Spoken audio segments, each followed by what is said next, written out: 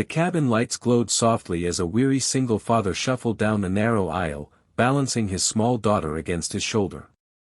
Her head rested heavily, lips parted in innocent sleep, while he clutched a worn backpack and the corner of her favorite stuffed animal. His clothes, creased from long hours of work and worry, drew quick glances from passengers already settled in their seats.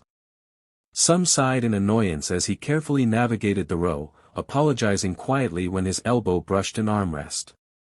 When he reached seat 22C, relief flickered across his face.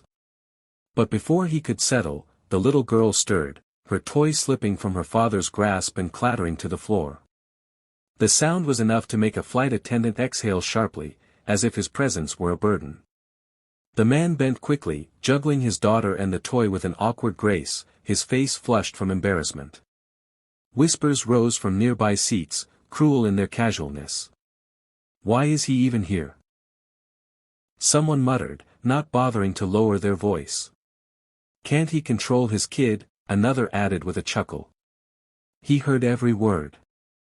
The sting cut deep, not because of the ridicule aimed at him, but because he feared his daughter might one day understand it too. Sinking into 22C, he pressed his cheek to her hair, breathing in the faint scent of crayons and baby shampoo. He remained quiet, shoulders heavy under the silent weight of judgment, choosing dignity over response. The engines roared to life, and the plane lifted steadily into the clouds. For a brief moment, the father felt at peace, his daughter's tiny fingers curled around his collar as she dozed again. But the calm didn't last.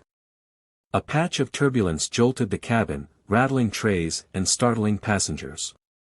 The little girl awoke with a cry, her wide eyes brimming with fear. The father rocked her gently, whispering soft lullabies, but her sobs carried through the narrow space. A few heads turned. One passenger pressed the call button in frustration. Another muttered under their breath, louder this time, "Some people just shouldn't fly if they can't handle their kids." Laughter rippled from a nearby row, the kind that stung more than words. The man's ears burned. He shifted uncomfortably, trying to soothe his daughter while shrinking into his seat, as though making himself smaller could silence their scorn.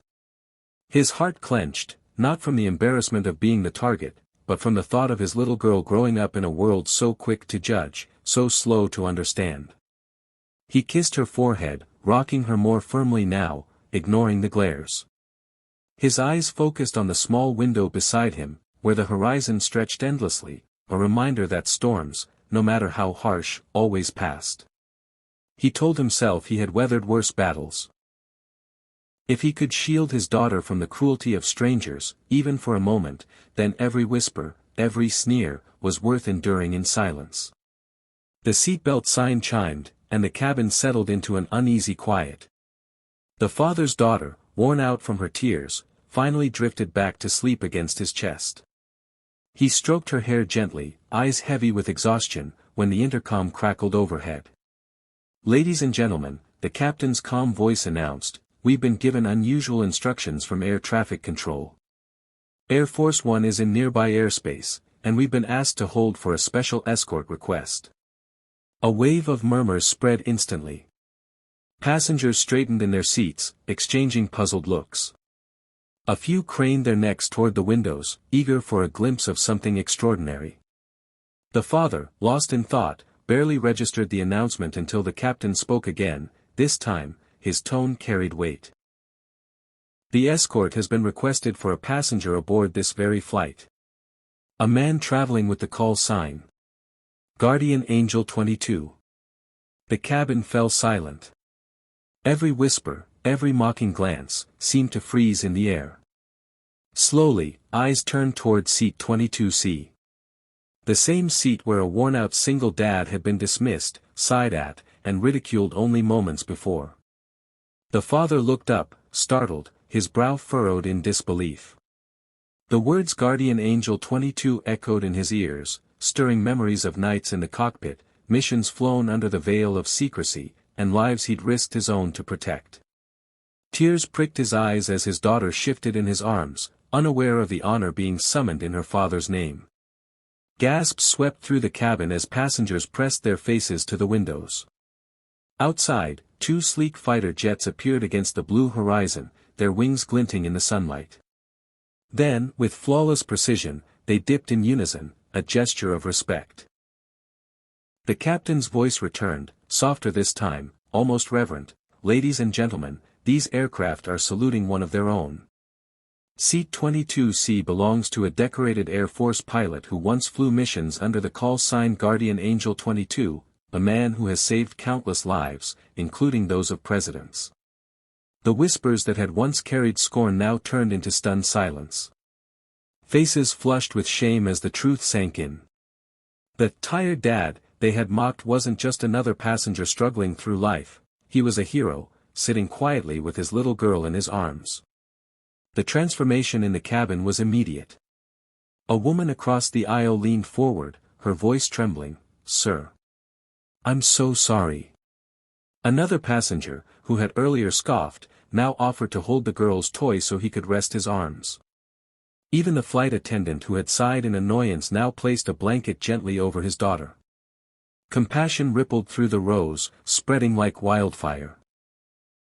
For the first time on the flight, the father allowed himself to breathe freely. He held his daughter close, not with shame, but with quiet pride.